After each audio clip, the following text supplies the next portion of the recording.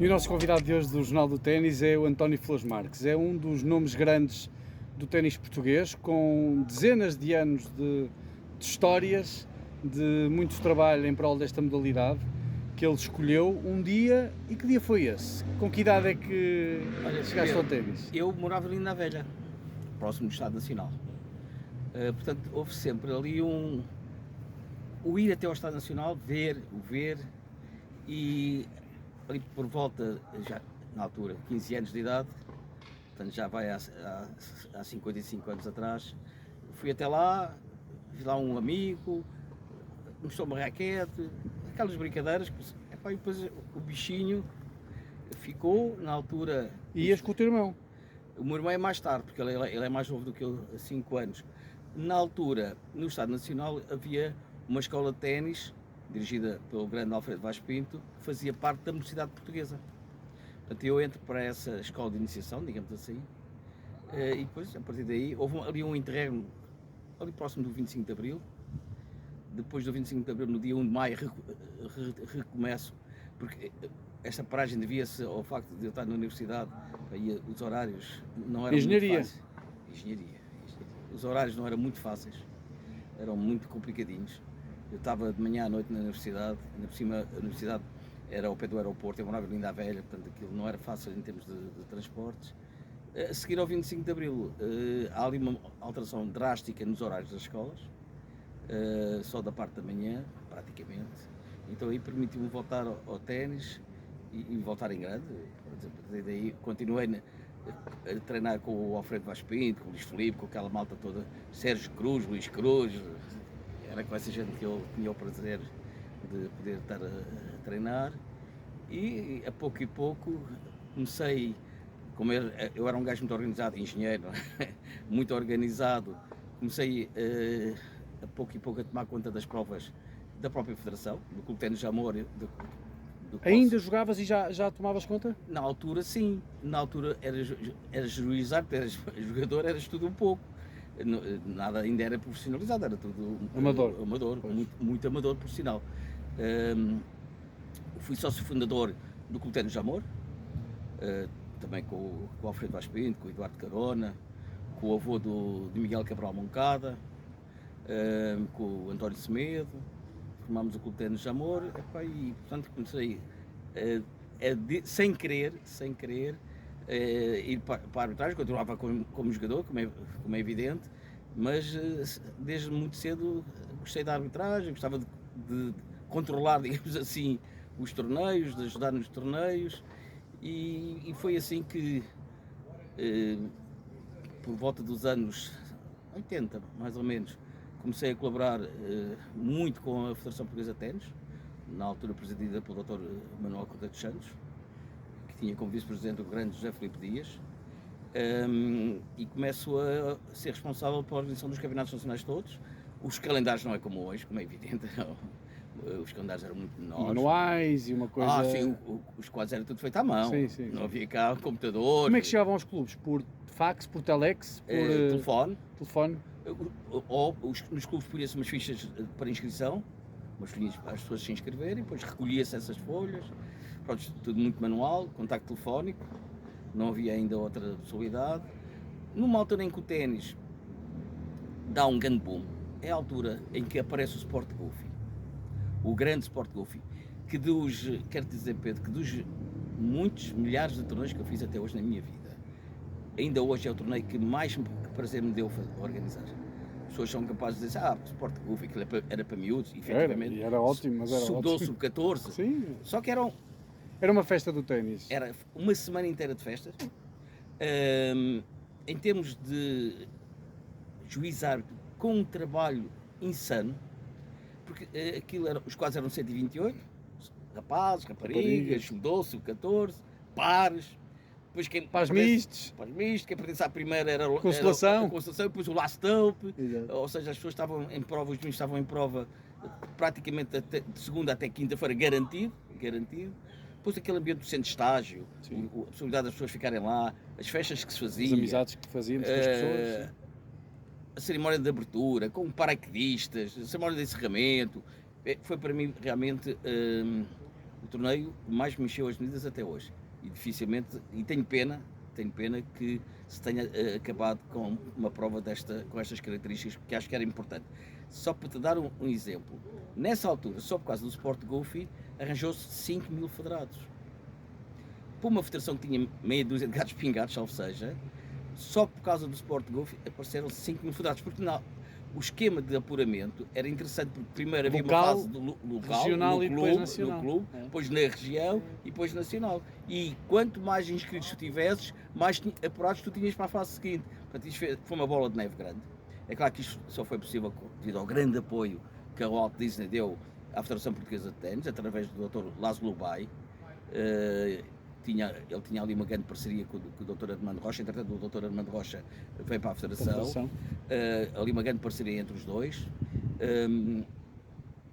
É assim que, por exemplo, poucas pessoas se lembrarão disso, mas o grande primeiro torneio ATP que se faz em Portugal é em 83, cuja final é o Vilana com o Noah, no Estado Nacional, no Centralito. No Centralito. Não foi no Centralito. Fizeram, onde é o campo número 3, fizeram um campo especial. No Central. 83 foi o meu ano que o Noah ganhou o Roland Garros. Exatamente.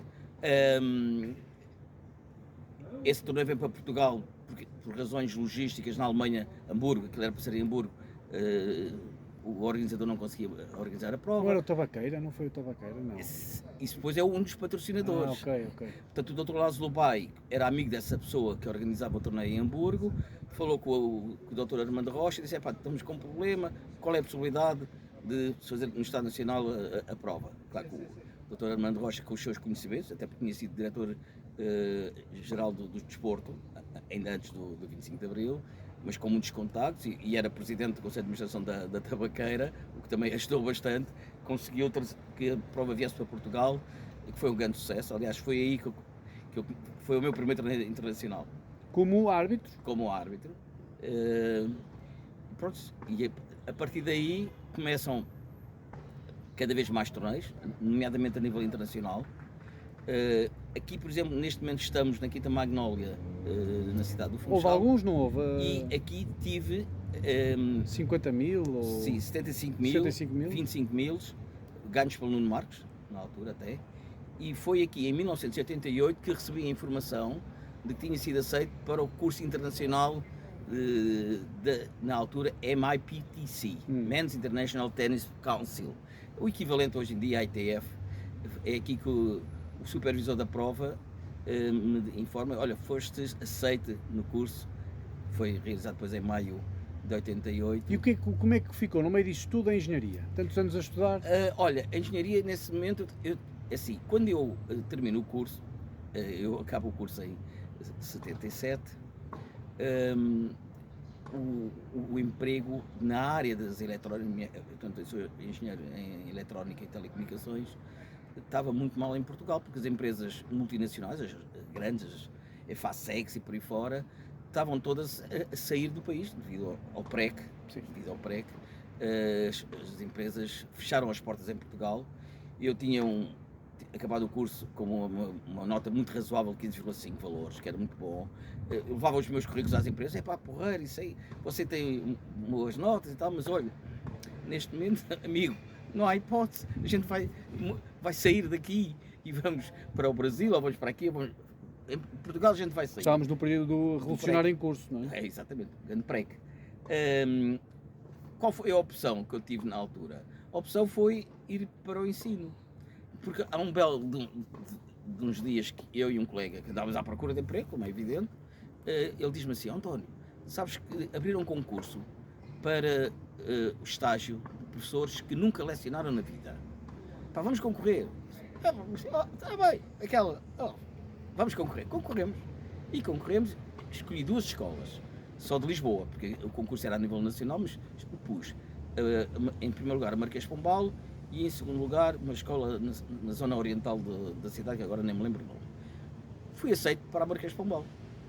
Ok, portanto fiz o estágio e a partir daí... Professor de quê?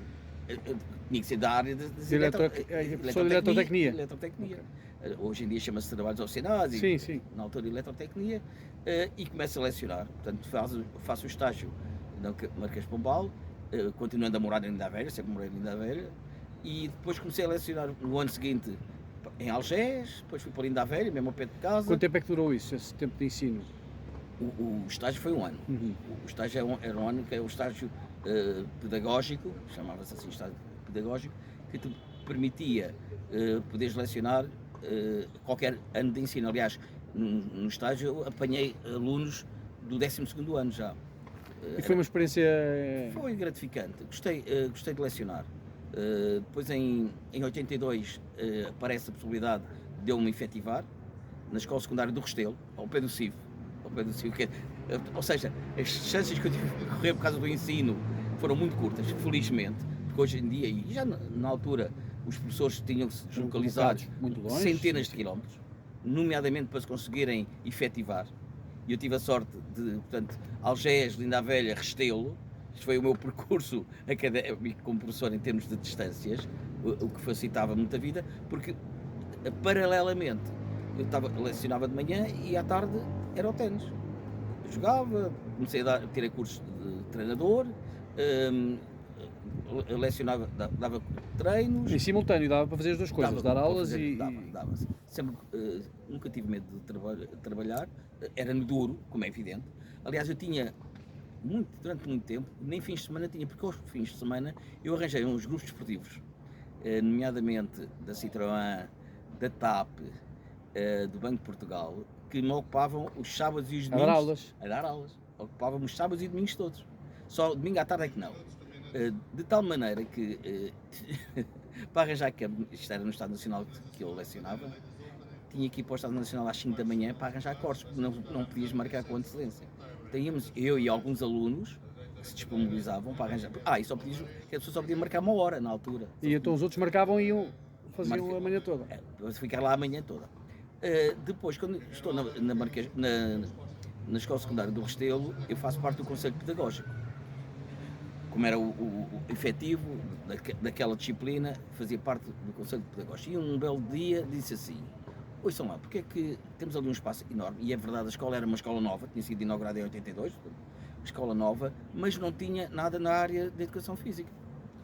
Não tinha ginásio, não tinha pavilhão, não tinha nada. A única coisa que tinha era uma zona asfaltada, tipo uma pista, tinha mesmo os corredores como uma pista de atletismo, e entre a pista estava nivelada com alcatroada. E disse assim: ouçam lá, e se eu conseguisse arranjar apoios para montarmos ali uns campos de ténis, vocês acham, a escola... Já a pensar, eu posso dar aulas e dar aulas de ténis aqui. Os colegas autorizam, o Conselho Pedagógico, na altura agora é Conselho Diretivo, mas o Conselho Pedagógico, permitem. Sim, então fui ter, primeiro com o Armando Rocha, disse: doutor, tenho esta possibilidade, preciso de dinheiro. Pedi um orçamento, na altura até foi o Fernando Ralheta, que já faleceu entretanto, pedi-lhe um orçamento de 300 contos. Disse: bom, ok, vamos à luta. Para pintar? Para fazer tudo. Postes, pintar, redes. Porque o piso estava lá, lisinho, umas redes e tal, para as bolas não se perderem. 300 contos. Fui para a reunião de direção da Federação, pus isto em cima da mesa. O Dr. Armando Rocha disse logo que sim, senhor, 100 contos, um terço já estava garantido. Depois fui aos grupos esportivos e disse assim: meus caros, em vez de irmos para o Estado Nacional, porque eram eles que pagavam o aluguer dos campos, em vez de irmos para o Estado Nacional, estar aquelas horas todas, nós temos a possibilidade de ter um espaço para os treinos, numa escola, onde ninguém nos vai chatear, só que aquilo que tem que fazer é fazer pagamentos adiantados. Em vez de estarem a pagar todos os dias X, ou todos os sábados e domingos X, pagam X para um período, fazemos um acordo com a escola e durante um período vocês têm os campos, e assim foi. Arranjei os 300 contos, fez-se a infraestrutura, que me possibilitava dar os treinos aos sábados e aos domingos ali, com o carrinho à porta. Ou seja, todos os dias na escola. Todos os dias na escola. E depois deu-me também para criar um grupo desportivo escolar. Ainda tive 80 e tal miúdos da escola, mesmo, tudo gratuito. Isto é anos 80. Isto é anos 80, gratuito. E continuando sempre a trabalhar com a Federação, até que isto em 1983, o Dr. Armando Rocha convida-me para fazer parte da Federação Portuguesa de Ténis como secretário técnico. E abandonaram o ensino? Não, isto tinha que ir devagar. Sempre tive algum cuidado nessas coisas. continuava a lecionar e os primeiros meses da parte da tarde ia para a federação. Até que o trabalho começa a ser muito. Na altura, o ténis não tinha nada de regulamentação. É a altura também que entra o Santos Costa. Portanto, nós os dois começamos a Fazer o preparar regulamento. tudo o que era regulamentação que não havia em Portugal. Regulamento geral, agora chama-se Regulamento Geral de Provas, mas o regulamento técnico, tudo e mais alguma coisa, regulamento de treinador, do árbitro, tudo e mais alguma coisa que não havia nada feito. Isso dava de trabalho. Na altura estava a federação no Monsanto, num quartinho que lá estava, que era compartilhado com a Associação de Ténis de Lisboa. Portanto, vou para a federação, trabalhar com a federação, depois até 90 fico ligado ao ensino, mas já com um estatuto de um estatuto em que não tinha que ir à escola, tipo uma licença, deram uma autorização para eu estar destacado, um destacamento, que entretanto acabaram, os destacamentos acabaram isto no continente. Fico destacado então na federação, aí a tempo inteiro, e alguns anos mais tarde na direção do Dr. Alexandre Vaz Pinto e como vice-presidente do Dr. Miguel Gomes da Costa, eu sou cada vez mais puxado para a arbitragem, até por própria necessidade da federação, porque começam a aparecer os torneios internacionais, nomeadamente do João Moura Diniz e do João Lagos. Eram os grandes organizadores, digamos assim, de provas internacionais em Portugal. Portanto, começo como arte de cadeira inicialmente, mas eu sempre tive o gostinho pelo ser juizado, por causa da organização. De tal forma que em 1984 eu fui nomeado, isto na altura não tinha de ter obrigatoriamente cursos, fui nomeado como juizado do Campeonato da Europa Sub-12, Sub-14 em Sófia, na Bulgária. Isto tudo através do Laszlo Bay, como é evidente. Ele viu o meu trabalho ali e disse aos senhores da Associação Europeia de Ténis: temos ali um gajo em Portugal que espetacular e tal. E pronto, e começa a fazer provas até a nível já internacional como juizar. Na altura, obrigatoriamente, tínhamos que arbitrar também. Porque para seres aceito nas escolas, o supervisor tinha que ver como é que tu trabalhavas, por aí fora. Portanto, em 88 faço o tal curso em Paris, em maio de 88. Fui de 20 pessoas de todo o mundo, fui o único que ficou imediatamente aprovado, na altura como juizado silver e como chefe de árbitros. E todos os restantes ficaram pendentes de novas avaliações, chamados na altura os pending. E como já juizar certificado, começo a agarrar mais, como é evidente, à arbitragem. E em 1990 o João Lagos faz um circuito de satélite no mês de outubro e convidou-me para eu ser o supervisor. Eu disse que sim, mas na altura o presidente da federação tinha mudado e era um doutor, que agora não me lembro o nome, do Porto. Carlos Sousa. Carlos Sousa ou Rocha? Que era da EDP. Tenho uma ideia. Agora não lembro o nome dele. Armando Rocha, não? Não, isso é Armando. Não é Armando Rocha. Estou a ver a cara dele por causa de um anuário de ténis da Federação e tem lá a cara desse presidente. Pronto. E eu levei à reunião de direção para me dispensarem durante aquele mês para ser supervisor do circuito satélite do João Lagos. E a resposta que eu tive foi negativa. Mas porquê? Porque havia aí porque era um mês inteiro que eu ficava fora da Federação. E portanto, como era uma entidade privada, a Federação não queria... Pronto. Em vez de haver intercâmbio, que era obrigatório entre a Federação e as organizações privadas, houve ali um litígio, digamos assim. Isso fez com que eu deixasse a Federação. Ou seja, optaste por fazer o satélite. Vou tentar a tempo inteiro. Vou tentar ser full-time, digamos assim. Então o ensino aí foi mesmo o momento portanto, a minha licença, porque aquilo tinha sido através de uma licença sem vencimento. Era renovada? Portanto, caducou, pronto, acabou a ligação, portanto, o destacamento. Isto era através da Direção-Geral dos Desportos. Acabou o destacamento e eu dediquei-me à arbitragem a tempo inteiro e durante 20 anos, aproximadamente, andei aí pelo mundo.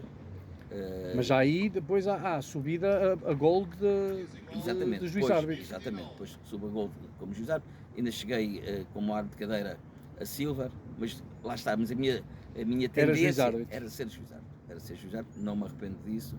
Foram realmente muitos anos. Pedro, para as pessoas terem uma ideia, eu trabalhei em 50 países diferentes do mundo. É uma coisa interessante. Sendo português. Sendo português. Sendo português. Sou escolhido pela ITF para lecionar cursos de arbitragem em vários países, nomeadamente Argélia, na Tunísia e nos PALOP, Angola, Moçambique e Cabo Verde. Muitos cursos, além de ser responsável na altura depois pela formação aqui em Portugal, e eu penso que praticamente quase todos os árbitros daqueles mais velhos tiveram a mim como preletor. Pronto, e a vida tem sido assim na arbitragem, até que em 80, entretanto, em anos 2000, antes do Masters do ATP Tour em Portugal, o João Lagos faz-me um convite para integrar a estrutura Da João Lagos Sport? Da João Lagos Sport. Só ténis na altura ainda. Só ténis, pois. Só ténis na altura ainda. Que eu aceitei, porque comecei já a ficar cansado. Eu cheguei a fazer 40 semanas de ténis fora de casa. Eu tinha filhos. Como é que foi isto com os filhos? Era foi muito tempo esposa, fora. Era a esposa. A esposa teve que ser mãe e pai. Porque a única coisa que eu lhes dava era quando vinha brindes, prendas, coisinhas que eu lhes tinha que adoçar a boca, que era a esposa, que eram os filhos, pela minha falta de presença. Foi aquilo que eu disse lá em casa. Como é que é? Continuo na arbitragem e temos um nível de vida razoável, ou deixo a arbitragem? Portanto, foi uma discussão a nível familiar e foi decidido que eu continuava na arbitragem, até porque na arbitragem na altura as remunerações a nível internacional eram razoáveis. Eram razoáveis, no mínimo $1000 por semana de trabalho. Portanto, os ordenados portugueses não eram compatíveis com isso. Fiz muitas taças Davis como juiz árbitro. Aliás, quando havia taças Davis em África, eu era chamado quase sempre para ser o juiz árbitro. Chamavam-me de King of Africa. Foi giro, lá está, estes países todos que eu tive o prazer de andar, os Ganas, a Costa de Marfim, os Quénias, por aí fora. Coisas interessantes, muitas culturas diferentes. E eu sempre gostei de me entrosar com as pessoas locais e tenho muitos amigos ainda hoje dessas alturas. Muitas também na América do Sul. Aliás, sou o juiz árbitro daquela grande encontro Brasil-Áustria que deu muita água pela barba, com Mulster e com o Thomas Mulster, exatamente, que muito trabalho me deu essa taça Davis, com inclusivamente um julgamento em Londres no dia 7 de outubro, em que eu tive presente perante um juízes, que era o comitê responsável pela taça Davis, depois o Brasil e a Áustria, em que depois no final do dia sai um comunicado à boa maneira inglesa, na rua, como se fosse Downing Street, no número 10, em que leem um comunicado Speaker's Corner, em que dizem que tudo aquilo que eu tinha feito tinha sido bem feito, e todas as penalidades que eu dei na altura à Áustria foram ratificadas, e Pedro, só em termos de multa foram $60 mil de multa para a Áustria, por aquilo que se passou, por aquilo que fizeram em negação do ténis, porque a ideia, a Áustria ia com uma ideia pré-concebida para o encontro. O Brasil estava a jogar under probation, ou seja, se houvesse algum problema, eles eram relegados lá para o fim dos grupos da Taça Davis, grupo 3, ou algo assim, que era o mais baixo de todos, por causa de problemas que tinham tido anteriormente. Nomeadamente com a Alemanha. E portanto, o Brasil, se houvesse algum problema com o Brasil naquela eliminatória, eles eram relegados. Como a Áustria sabia isso, tentou provocou desde o primeiro dia que lá chegou. Foram para provocar, mas como tu sabes, nós e as equipas chegamos normalmente no início da semana, antes, claro. No início da semana, para a prova que depois começa no sábado. Na sexta, sábado e domingo, ainda eram os 3 dias. Eram os 3 dias. E desde o primeiro dia que a equipa austríaca chegou, tinha que resolver problemas, mas problemas do género, aquilo foi feito no Hotel Transamérica, em São Paulo. O campo era amovível, foi montado propositadamente para aquela eliminatória. Havia trabalhos. Depois, quando os senhores austríacos iam treinar, havia barulhos. Pronto, já era problema. Estão a fazer barulho propositadamente para nos perturbar. Coisas deste género. Na reunião de capitães, que é obrigatória, para preparar a prova, o capitão austríaco, o Sr. Ronny Leipzig, diz-me assim: nós queremos água. O que é que precisam? Água Evian. Evian? Como é que eu vou buscar água Evian aqui no Brasil? Desculpe lá, mas Evian porquê? Nós temos um acordo com a Evian. Pois é. Então tenho que trazer. Então trouxe, foi o que eu disse. Então tivesse trazido, trouxe a Evian. Não, então não vai ter Evian. Mas é tudo assim coisas deste género. Tudo coisas deste género. Pois que. E eu quero dizer que o Brasil até tinha montado muito bem a prova. Desde segurança nos corredores, seguranças armados nos corredores. Portanto, não havia qualquer tipo de perigo. Mas para os austríacos, tudo aquilo era problemático. Os gajos arranjavam tudo e mais alguma coisa para criar problemas. Destabilizar. A ideia era destabilizar para ver se o Brasil arrebentava por algum lado. Na cerimónia que se faz normalmente, o jantar oficial, chamado jantar oficial, caricatíssimo, muito caricato, os treinadores foram fazer os seus discursos e o treinador do Brasil, que era o Paulo Cleto, quando estava no corte, não estava a jogar, estava como treinador, está a ver, estava de sapatilhas, alpercatas, de praia, as chamadas havaianas. Então o treinador da Áustria faz o seu discurso e quando vai para o palanque leva um embrulhozinho e depois anuncia. E para o nosso colega Paulo Cleto, que anda de havaianas, temos aqui um par de ténis da Loto para lhe oferecer. Isto com uma sala de 200 pessoas, com o prefeito de São Paulo, isto, como deves calcular, caiu muito mal, foi muito aziado para a equipa do Brasil, o que é natural. Portanto, isto, realmente houve ali muitos problemas durante a prova, que depois deu, no segundo dia da prova, a Áustria, alegando que o Musta tinha sido ameaçado de morte se tivesse desistido da prova, na expectativa de que eu desse a vitória aos austríacos, o que não veio a acontecer, como é evidente. Foi pena porque as condições que os brasileiros tinham criado para a realização da prova estavam perfeitas. Muitas peripécias nesta Taça Davis e depois nos torneios organizados em Portugal. Aí houve vontade de seguir para a carreira internacional ou vontade também de fazer cá alguma coisa? Sempre tive como prioridade o país. Há depois um outro país que me atrai. Em 92 eu faço uma Taça Davis na Tunísia, um grupo 3, 8 equipas, Senegal, a Tunísia, a África do Sul, que volta à família do ténis. Eu sou o padrinho, digamos assim, da volta da África do Sul ao mundo do ténis por equipas, porque tinha sido banida por causa dos apartheids. O Congo, eram 8 países e aquilo correu muito bem, realmente, deu muito trabalho, muito bem, e tornei-me muito amigo dos tunisinos. Tunisinos esses que na altura o ténis era paupérrimo, não era mau, era paupérrimo. Não havia um ar, não havia nada. Então fiz um acordo com eles de ir lá fazer os torneios internacionais e de começar a organizar a federação, porque a federação também não estava organizada. Portanto, sou eu que começo a organizar a federação, os estatutos, os regulamentos, cursos de árbitros. Hoje em dia tem muitos árbitros, ainda bem que assim é. Foi um país onde eu cheguei a trabalhar 4 meses por ano na Tunísia, todos que eram torneios internacionais, satélites, femininos, era eu que fazia, o que também me deu muito prazer.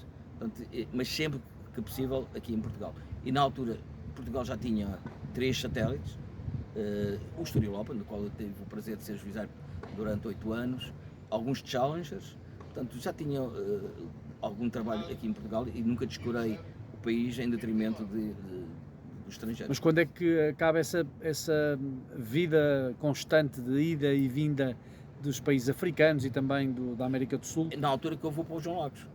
Na altura que eu vou para o João Lagos, portanto foi antes do Master em 2000. Aí parei com a arbitragem e dediquei-me mais à organização, digamos assim. E aí foram quantos anos? Foram vários, nomeadamente muitos meses em Espinho. Nos Solverdes, O João Lagos tinha a exploração na altura do Complexo de Ténis de Espinho sim. e fazia-se lá muitos torneios O Axa internacionais. Open ainda, se calhar. Tudo. Muitos torneios internacionais lá. Satélites, era o mês inteiro lá. Challengers. Em 98 temos o prazer de ter o Roger Federer a jogar lá a jogar um Challenger, a perder na segunda ronda com o Marcos Ipfel. Marcos Ipfel, o austríaco. O austríaco. Portanto, dediquei-me mais à organização, como diretor de prova, digamos, das provas da João Lagos. Em 2001, João Lagos convida-me para ir até ao Brasil a organizar 4 Challengers. Ainda passei lá uns meses para a organização daqueles Challengers, foi interessante. Pronto, e isto tem sido a vida. Depois, em 2005, fui envenenado, digamos assim. Fui convidado para fazer aqui no Porto Santo, aqui Madeira, na ilha do Porto Santo, a inauguração do complexo de ténis, um belíssimo complexo de ténis para a altura, 6 campos de ténis, um central enorme, dos maiores que temos no nosso país. Na altura eu já estava a trabalhar por mim, por conta própria, já tinha uma firma para a organização de eventos. Fiz primeiro um Portugal-Espanha em ténis, em Portugal tive o João Cunha Silva e Nuno Marques, e pela Espanha o Sérgio Burguera e o Carlos Costa. Um encontro muito interessante. A seguir foi lá no Porto Santo. Lá no Porto Santo. Portanto, foi a inauguração. A inauguração do complexo foi com este jogo, Portugal-Espanha. Logo a seguir, uma semana depois, tivemos o Campeonato Nacional Absoluto, ganho pelo Frederico Gil. E em 2005 recebo uma chamada aqui da Madeira a convidar-me para ficar com a exploração do complexo de ténis. E eu, na altura, todos nós que andamos no ténis gostamos de ter algo que seja nosso, poder explorar aquele complexo realmente encheu umas medidas. Só que eu não conhecia a mentalidade do Porto Santense. Uma coisa é o complexo em si, outra coisa é a população. Em má hora aceitei o convite, mas mesmo assim ainda estive no Porto Santo a viver 5 anos, a trabalhar 5 anos, porque o ténis não era suficiente. Eu tinha uma renda muito alta para pagar mensalmente, o ténis não era suficiente, mas voltei a dar aulas. O Porto Santo tem essa particularidade. Aulas de ténis? Não, aulas na escola? Voltei à escola. Em 2005 volto a dar aulas. Mas a fazer as duas coisas simultaneamente? Simultaneamente. Portanto, na altura, o secretário da Educação, o Dr. Francisco Fernandes, viu-me lá no Porto Santo, a minha disponibilidade, o meu interesse e tal, e eu fui falar com ele, estivemos a falar, e eu disse: olha, professor, eu tenho que me ir embora porque eu não aguento isto, a renda é muito alta e eu não tenho alunos que me façam suportar esta renda. Então, e se o professor voltasse à escola e tal, arranjava-se aqui uns horários para si, e para mim tudo bem, se isso é possível. Sim, isso é possível, eu vou tratar disso, e tratou. Portanto, comecei de novo a lecionar na área dos TICs, Tecnologias de Informação e Comunicação, no Porto Santo, e aí já tinha disponibilidade. Portanto, durante a manhã a escola, à tarde era o ténis, os miúdos de manhã também estão na escola. Portanto, também não podiam ir?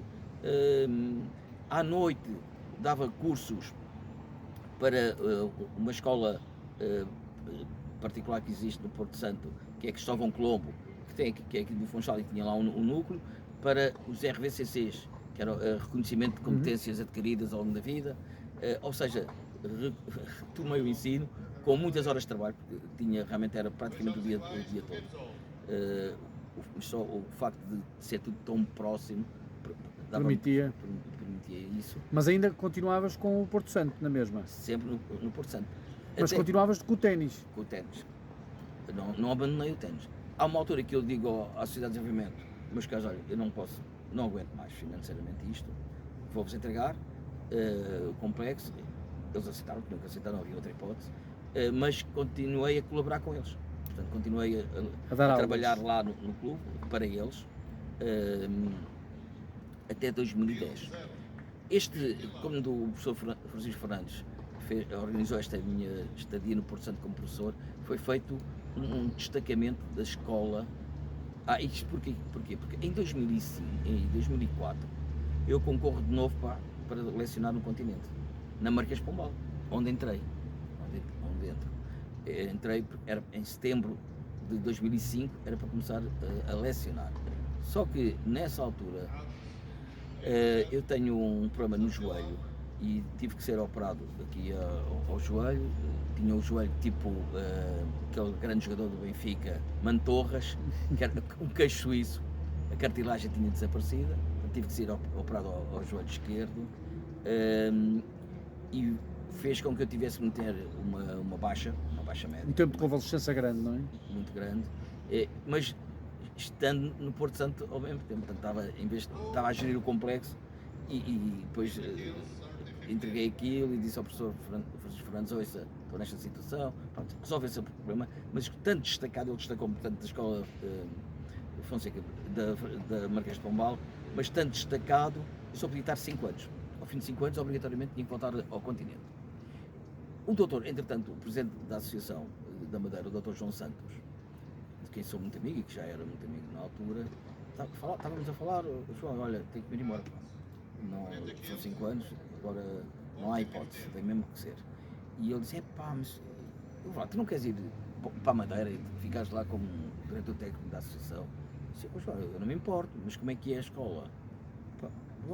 Vou falar com o Francisco Fernandes a ver como é que se pode dar a volta ao tema. E a volta ao tema foi eu ser nomeado como como é que se diz? Como representante, como delegado? Não é delegado. Como assessor do secretário regional da Educação. Portanto, aceitei esse cargo, é evidente, saiu aí no Jornal da Região, a Jorame, essa minha nomeação, mas destacado para a Associação. De Ténis da Madeira. Ténis da Madeira. Portanto, como diretor técnico? Como diretor técnico. Portanto, em 2010, exerço essas funções como diretor técnico e sendo um cargo político, já não havia problemas dos 5 anos. Portanto, isto foi a forma como contornar as leis. O professor Francisco Fernandes, entretanto, sai, entra o doutor Jaime, agora não lembro o nome de família, que manteve esse destacamento, e depois entra o atual secretário regional da Educação, que disse: professor, as pessoas que trabalham comigo têm que estar aqui na Secretaria, portanto não vai ser possível o senhor continuar destacado, estar na associação. Se quiser vir para cá, com muito prazer, de outra maneira os meus assessores é aqui que têm que trabalhar. E disse: então vou-me embora para o continente. Bem, vamos ver como é que a gente resolve o problema, porque havia muita pressão por parte do Dr. João Santos, que é uma pessoa com muito peso dentro aqui da região, dentro do próprio governo regional, havia muita vontade de eu continuar aqui. E conseguiu-se dar a volta ao problema, como fizeram um concurso. Mais uma vez. Fizeram um concurso de mobilidade, em que eu concorri aqui para lecionar no Funchal, neste caso na escola Jaime Muniz. Portanto, eu sou destacado, digamos assim, da Marquês de Pombal para a Jaime Muniz, onde fico efetivo e onde tive até ao fim da minha vida profissional, digamos assim, já que a idade ia avançando, os anos não param, e em 2020 parei, já que chegou a idade da reforma, e parei de todo com o ensino e com a minha tarefa na associação como diretor técnico, e fui para Portimão, onde estou presentemente, muito por culpa dos filhos e dos netos que lá tenho, porque não fazia sentido eu estar aqui e a família lá longe, portanto parei com a atividade. Hoje em dia dedico-me aos netos, é um trabalho importante. Vou fazendo umas arbitragens em Portimão, nomeadamente em Portimão, no Algarve, quando precisam de mim, e pronto, e está aqui o percurso. António, e durante estes anos todos, qual foi a altura em que te sentiste mais feliz?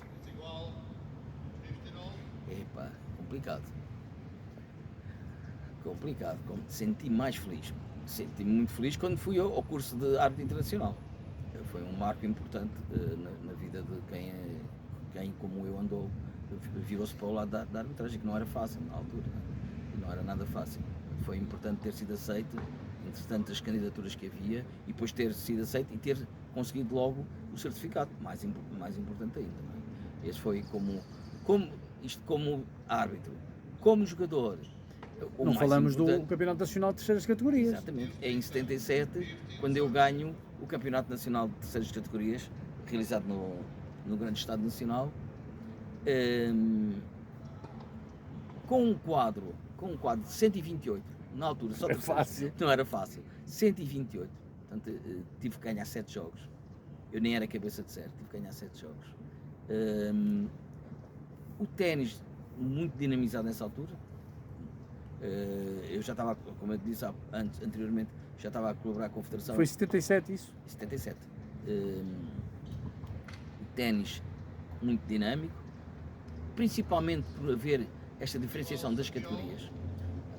Foi um erro muito grande para o ténis nacional terem terminado com as categorias e passar a ser open. Chegou a acontecer de quartas, terceiras, segundas e primeiras. Exatamente.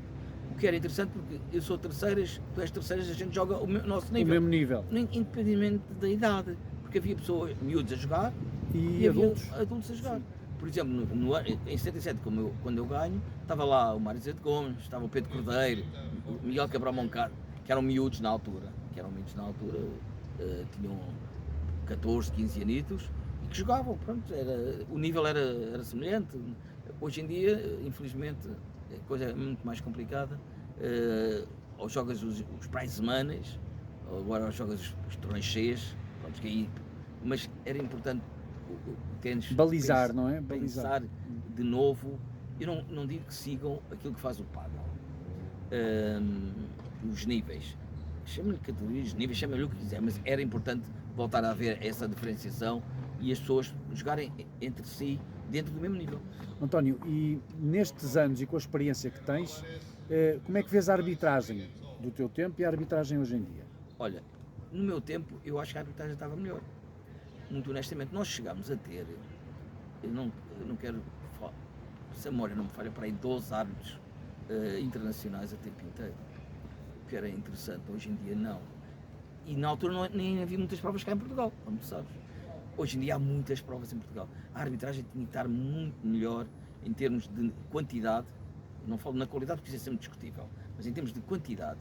Se hoje em dia, não sei o que é que a ITF está a pensar em termos de obrigações para os torneios, mas se a ITF obrigar, por exemplo, as provas internacionais de ténis de praia e as provas de miúdos, jovens, sub-16, sub-18, a ter juizados mínimo silver, não se podem fazer cá em Portugal 4 provas na mesma semana como fazem agora, exceto se importarem árbitros, o que tinha acontecido algumas vezes.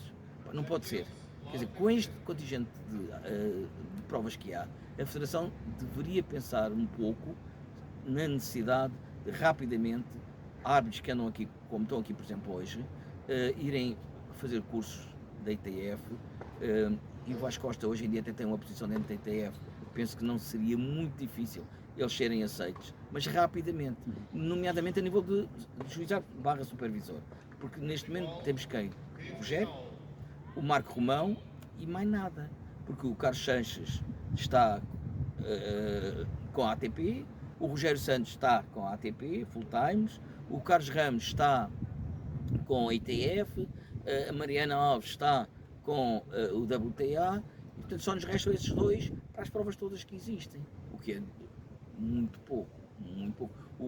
O Paulo, por exemplo, amanhã tem que se ir embora, não pode ficar aqui até ao fim, porque vai começar o qualifying de uma prova em Lousada.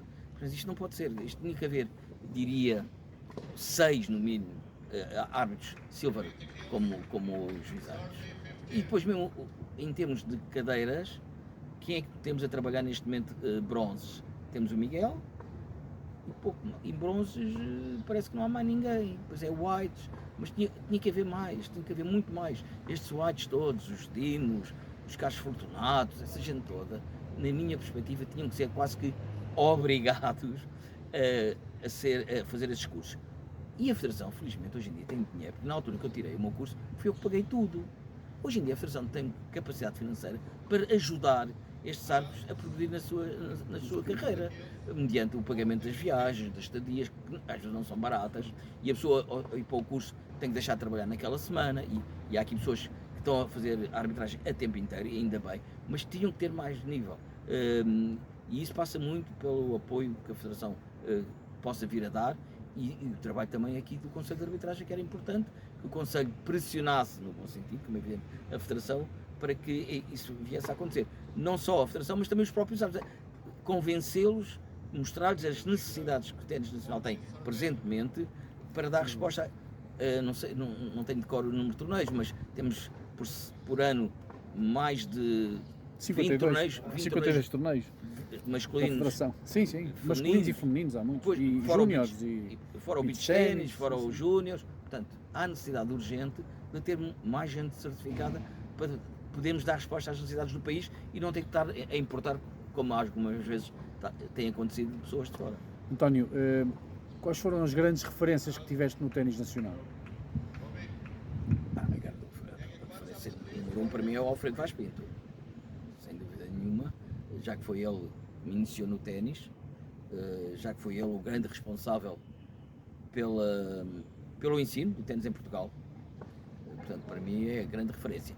No dirigismo, o Dr. Armando Rocha foi uma figura que me marcou bastante pela positiva, era omnipresente na Federação, embora fosse presidente do Conselho de Administração da Tabaqueira, ele ia à Federação 3 vezes por dia, de manhã antes de ir para a Tabaqueira, à hora do almoço e à tarde quando saía da Tabaqueira. O ténis deve muito a este homem, os Sports Goofies devem muito, portanto o ténis deve muito a este homem, e para mim, em termos de dirigismo, é a grande referência. Já disseste que agora o tempo é ocupado com os netos, mas e a fazer algumas arbitragens. Vivias sem ténis? É difícil viver sem ténis. Estando ligado ao ténis, estou quase com 70 anos, mas estando ligado ao ténis há 55 anos, como deves calcular, temos sempre um bichinho. Esqueci-me aqui de referir um período também muito interessante que eu conseguia fazer juntamente com a organização dos torneios, na altura trabalhando para a João Lagos, foi ser comentador do Eurosport em português. Foi também algo que me deu muito prazer. Gostei bastante dessa experiência cansativa, nomeadamente quando eram os grandes slams. Madrugadas. Muitas horas dentro do estúdio a comentar. Roland Garros, em que os jogos começavam às 10 da manhã e invariavelmente acabavam às 8 da noite. Eu levava uma sandosca para dentro do estúdio e uma garrafinha de água para poder comer qualquer coisa ali naqueles intervalozinhos da publicidade. Deu-me muito prazer também ser comentador do Eurosport. Mas viver sem ténis era mais complicado? Muito complicado. Penso que sim. Acho que ainda vou batendo umas bolas e tal, mas o bater as bolas não me dá assim já tanto prazer. Quando uma pessoa atinge um determinado nível e agora não consegue fazer nem nada que se pareça, o físico não deixa, porque a mão já não existe, N coisas, eu retraio-me um pouco em jogar por causa disso. Batendo umas bolas com o neto e tal, dando-lhe uns treinos em complemento com os treinos que ele tem no clube, isso sim, mas mais do que isso não. Agora o ténis há de ser, até morrer com certeza. António, obrigado por dar a conhecer um bocadinho desta vida recheada e repleta de acontecimentos que marcaram o ténis não só em Portugal, mas também no estrangeiro. Obrigado.